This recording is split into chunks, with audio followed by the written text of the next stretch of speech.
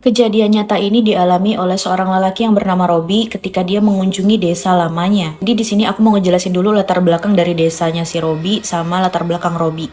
Desanya ini akan aku samarkan namanya menjadi Desa Balga, di mana dulunya Desa Balga ini termasuk desa yang sangat-sangat jaya. Dan dulu berpuluh-puluh tahun yang lalu desa ini pernah ditempati oleh Belanda, di mana Belanda memproduksi migas sebelum akhirnya diambil alih oleh perusahaan migas milik BUMN. Robi tinggal di desa itu dari tahun 1996 sampai 2006. Ayahnya juga bekerja sebagai karyawan di perusahaan migas itu. Kejayaan Desa Balga pada masa itu sangat tidak diragukan. Bahkan orang-orang dari provinsi lain pun datang ke Desa Balga hanya untuk berobat. Karena di sana ada fasilitas rumah sakit milik perusahaan itu yang mana menyediakan perlengkapan dan juga fasilitas yang lebih baik daripada rumah sakit di daerah lain kala itu. Dan di Desa Balga itu juga ada satu gedung besar yang dinamai Gedung Gelora, mana gedung itu tempat pertemuan, perkumpulan, meeting, dan juga pentas seni. Kalau mau diilustrasikan, Gedung Gelora itu berada di tengah-tengah desa, di mana ada satu lapangan yang luas sekali yang disediakan untuk gedung itu. Gedung Gelora ini berdiri tegak di tengah-tengah lapangan, di mana di sekeliling gedung itu ditumbuhi pepohonan rindang. Dan Gedung Gelora ini sudah ada sejak zaman Belanda dulu. Jadi di dalam gedung itu ada pentas. Terus di depannya itu ada tempat duduk tribun yang mana kayak bersusun bertingkat tapi terbuat dari kayu. Nah disitulah di tahun 2006 Robi menghadiri acara perpisahan kakak-kakak kelasnya. Dan sewaktu itu Robi ini masih sekolah dasar kelas 5 SD. Di gedung itulah dirayakan acara perpisahan itu. Di bagian belakang gedung ada satu ruangan lain yang sering sekali menjadi pembicaraan orang-orang. Robi cukup penasaran dengan tempat itu. Robi menghadiri acara perpisahan itu dan di tengah-tengah acara dia permisi keluar untuk melihat ruangan yang menjadi topik pembicaraan orang-orang setiap kali orang-orang mengunjungi gedung itu. Di samping Gedung Gelora ada sebuah ruangan yang tertutup di mana pintunya terbuat dari kayu, dan kalau misalnya kalian tahu itu ada garis-garis gitu kayak zigzag diagonal yang mana kita bisa ngintip dari luar ke dalam. Waktu itu tubuh kecil Robi tidak mampu untuk melihat nih apa yang ada di baliknya. Jadi dia menggeser kayu lalu naik ke atas kayu untuk ngintip apa yang ada di dalamnya. Di tengah kegelapan ruangan itu ada bias-bias cahaya yang masuk melalui celah-celah diagonal dari pintu, dan Robi bisa melihat keranda mayat yang sudah berkarat yang ditutupi kain berwarna hijau. Robi merasakan kengerian ketika mengintip tempat itu, dan ketika rasa penasarannya sudah terjawab, dia pergi dari sana. Nah, berbarengan dengan acara perpisahan kelas 6 SD itu, keluarga besar Robi juga pindah dari Desa Balga ke ibu kota provinsi. Dan ternyata bukan hanya keluarga Robi aja, tetapi ada banyak sekali dari orang-orang di desa itu yang pindah. Nah, penyebabnya adalah cadangan migas di Balga itu udah habis, yang mana menyebabkan perusahaan BUMN ini pindah dari Desa Balga ke tempat lain, yang mulai pelan-pelan diisi oleh kekosongan. Perpindahan perusahaan itu menyebabkan karyawan-karyawan baik lokal maupun dari luar pindah juga ke luar Balga. Dan Balga saat ini disebut kota mati oleh orang-orang. Saking sepinya tempat itu, yang awalnya dihuni oleh ribuan kepala keluarga hanya menyisakan puluhan sampai ratusan kepala keluarga aja di sana. Semenjak itu Robi tidak pernah datang lagi ke Desa Balga sampailah di tahun 2018. Ketika itu Robi mengambil studi tentang kelayakan potensi yang ada di daerah-daerah, dan dia berpikir kalau dia bisa memajukan lagi kota Balga itu dengan melihat potensi-potensi yang bisa dikembangkan di daerah itu. Jadi ide itu tiba-tiba muncul aja di kepalanya Robi, dan dia berdiskusilah kepada dosen pembimbingnya, dan dosen pembimbingnya memberikan waktu kepada Robi untuk melakukan survei ke desa itu. Robi lalu menghubungi orang tuanya, tanya ada nggak orang atau tetangga lama yang bisa dia tumpangi di sana, karena di desa itu sudah tidak ada hotel. Kasihlah kontak Ibu Soraya yang mana dulu adalah tetangga Robi sewaktu Robi masih kecil. Robi menghubungi Ibu Soraya dan beberapa hari kemudian dia datang ke sana, arrange waktu 2 hari untuk melakukan survei secara menyeluruh di daerah itu. Keluarga Ibu Soraya ini memang tetangga lamanya Robi, yang mana Ibu Soraya ini juga memiliki seorang anak perempuan yang usianya itu tidak jauh berbeda daripada Robi. Anaknya itu sedang kuliah di Bandung. Robi sampai di desa itu siang hari sekitaran jam 12 siang, dimana setelah makan dia langsung pergi untuk survei. Nah, pas Robi tiba di daerah itu dan dia menelusuri daerah itu, kepingan-kepingan memori dia tentang masa kecilnya dia tinggal di desa sejaya itu muncul. Dan perbandingannya benar-benar terbalik karena desa itu sekarang benar-benar sangat-sangat sepi.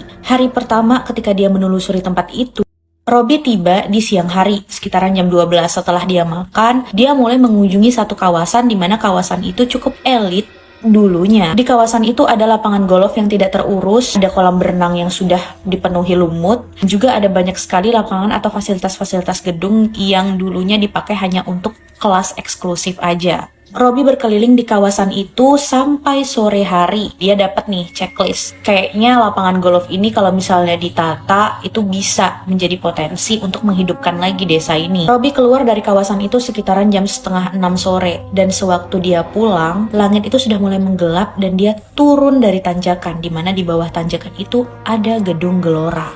Dari jauh, Robi melihat seluruh lampu di gedung Gelora itu nyala dan ramai sekali. Robi juga bisa mendengar suara musik dari kejauhan yang mana musik itu juga berasal dari gedung Gelora itu. Robi lalu membawa motornya mengelilingi jalanan aspal lalu berhenti beberapa meter di depan pintu gerbang utama gedung Gelora. Di sana ada banyak sekali orang-orang yang menjual makanan ringan dan tiba-tiba aja perutnya Robi ini lapar. Jadi di situ dia beli sate, dia ingat banget dia beli gorengan juga, tapi niat dia untuk makan di situ nggak ada. Jadi dia beli bungkus. Terus orang-orang kan berlalu lalang tuh keluar masuk dari gedung itu. Jadi si Robi ini nanya sama si tukang gorengan yang ada di situ, ada acara apa di gedung? Dan tumben banget nih kok bisa serame itu orang. Terus tukang gorengan itu bilang kalau di dalam itu ada pentas seni, ada tarian, dan si Robi dipersilahkan untuk ngeliat mumpung ada acara. Jadi Robi masuk ke dalam gedung Gelora. Dimana ketika dia masuk lewati pintu utama, dia ngelihat bahkan gak ada lagi tempat duduk di tribun itu. Dan di panggung gedung Gelora itu beneran lampunya itu nyala terang banget, lampu sorot ke tengah-tengah pentas, dimana ada orang melakukan tarian yang begitu indah di atas pentas itu. Dan orang-orang ramai banget, saking ramenya si Robi ini cuma bisa bersandar di daun pintu sambil makanin makanan yang dia beli tadi. Robi cukup terlena melihat pertunjukan itu. Dia tidak sadar kalau dia nonton itu sampai pertunjukan itu benar-benar selesai, abis. Ketika tarian di pentas itu selesai, itu orang-orang dari tribun mulai turun dan keluar dari ruangan nih. Jadi ada yang ke tempat parkir, ada yang pulang, ada juga yang beres-beres di atas panggung itu. Dan Robi tahu ini adalah waktu dia untuk pulang. Jadi kan Robi kan nyender di pintu. Terus pas dia balik badan, itu tiba-tiba aja semuanya gelap gulita.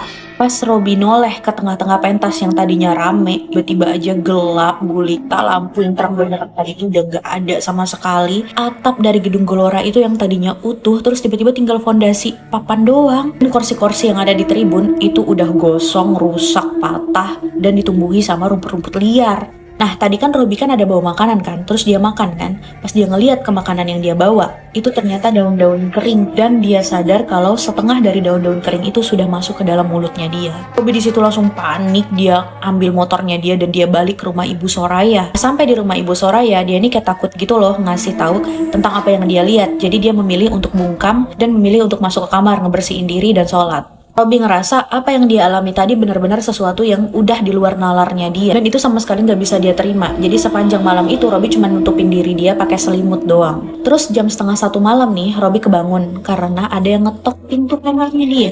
Dia kira kan Ibu Soraya yang ngetok pintunya dia kan. Terus dia nanya nih dari dalam, siapa? Tiba ada suara cewek yang ngejawab, Buka dong, buka dulu sebentar. Kepala Robi pokoknya dia fokusin untuk mikirin hal positif. Jadi dia kira itu tuh anaknya Ibu Soraya yang baru balik dari kuliah di luar kota. Yang mana anaknya ini mungkin gak tahu nih ada Robi atau ada tamu di kamar itu. Walaupun Robi tahu nih, oh yang dia tempatin ini kan sebenarnya kamar tamu. Terus Robi jalanlah ke pintu dan dia buka pintunya. Begitu dia buka, itu kosong, gak ada siapa. Terus pas besok paginya sarapan, itu Robi nanya lah sama Ibu Soraya dan suaminya, ada nggak anaknya itu datang? Terus Ibu Soraya bilang nggak ada lah, dia kan kuliah masih kuliah di sana, belum ada pulang. Situlah Robi baru sadar kalau yang ngetok pintunya dia tadi malam itu bukan manusia. Itu kan hari keduanya dia. Nah di hari keduanya si Robi ini dia mulai menelusuri daerah lain lagi, di mana dia menelusuri kawasan rumah sakit lama. Robi ingat juga dulunya dia pernah mengunjungi rumah sakit itu beberapa kali untuk menjenguk teman ayahnya yang sakit. Yang mana sekarang kondisi dari rumah sakit itu benar-benar kosong dan juga mengerikan. Di tengah-tengah rumah sakit itu soalnya ada pohon beringin yang dulunya itu terawat, tapi sekarang udah penuh akar-akar gitu dan sangat-sangat menyeramkan. Aura yang Robi rasakan ketika dia berjalan di sekitaran rumah sakit itu benar-benar dingin dan gelap. Untungnya selama dia investigasi daerah itu dia tidak diganggu nih. Tidak jauh dari rumah sakit itu kayak ada halte bus lama, di mana pas dia pulang dari rumah sakit itu, dia keluar dari sana, itu dia ngelihat ada ada sesosok perempuan yang pakai baju merah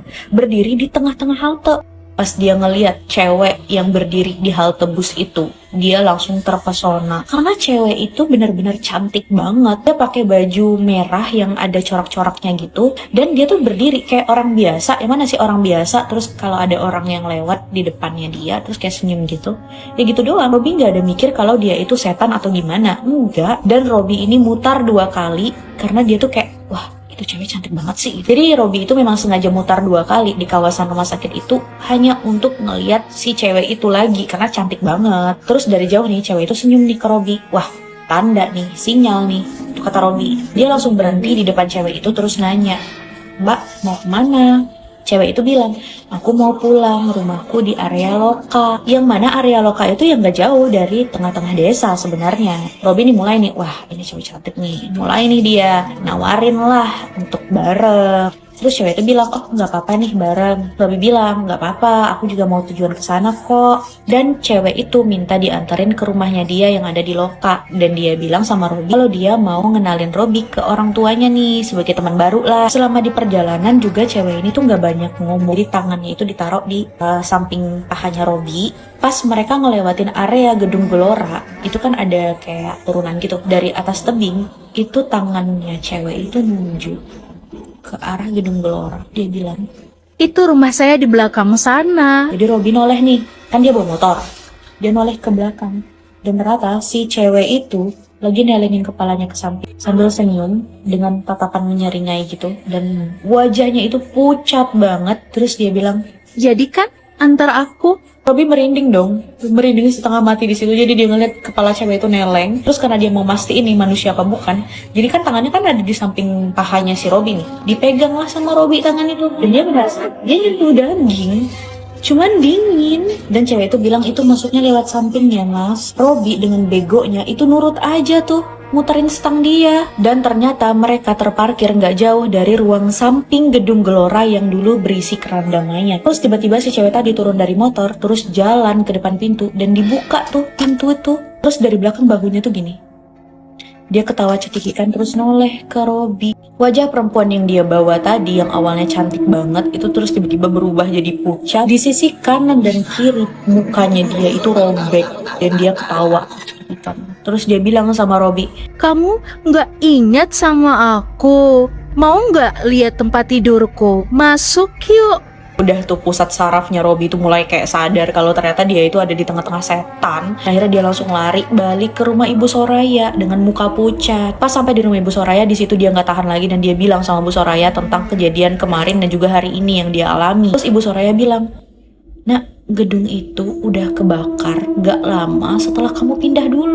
Jadi literally gedung itu tuh udah terbengkalai, terbakar, itu udah lebih dari 10 tahun lamanya. Dan gedung itu memang terkenal angker. Jadi orang-orang biasanya itu lewat di sana tuh sering denger kayak suara-suara musik, suara-suara gaduh orang-orang, tapi nggak ngelihat apa-apa kecuali si Robby nih ngelihat yang benar-benar gedung itu tuh kayak beroperasi. Malam itu Robby habiskan waktu dia buat zikir aja di dalam kamar dan dia nutup nih jendela dia. Jadi dia nutup jendela tuh benar-benar nutup doang, ternyata nggak dikunci seklek gitu loh. Malamnya sekitar jam 12:30 malam di waktu yang sama kayak yang kemarin itu ada yang ngetok kamarnya dia lagi. Terus Robby nanya kan dari luar, walaupun dia tahu kalau itu bukan manusia, "Siapa?" Dan suara perempuan tadi kedengar lagi. Dia bilang, Buka dong bentar. terus gagang pintu kamarnya Robby itu tuh beneran kayak dibuka paksa gitu loh. Tapi kan Robby kunci pintu kamar jadi nggak bisa kebuka. Dan Robby tegak dari tempat tidurnya. Di depan dia ada pintu dan di samping kiri dia itu jendela dia. Dan Robby tiba-tiba aja ngerasa hawa dingin dari sisi kirinya dia, yang mana ternyata jendela dia tuh udah kebuka. Sedangkan pintu di depan dia itu masih terus diketok-ketok gitu loh. Dan ketoknya tuh beneran kayak orang marah gitu. Dan suara cewek itu balik pintu udah maksa. Robby di situ udah ketakutan setengah mati dan ketika dia noleh ke samping, jendelanya itu udah kebuka lebar. Dan kalau misalnya kalian tahu nih, orang dulu tuh sering banget masang teralis yang kayak pipa gitu, yang jarang-jarang di jendela. Dia melihat sosok perempuan itu berbaju merah dan rambutnya itu panjang tergerai dengan senyuman dengan pipi robeknya itu terbang di belakang jendelanya dia, di mana ketukan itu juga masih terdengar. Dan perempuan itu bilang, Buka dong pintunya, aku kan mau masuk. Masa kamu nggak kangen sama aku? malam itu cukup chaos dan menjadi pengalaman paling mengerikan di dalam hidupnya Robby sebelum dia pergi dari tempat itu.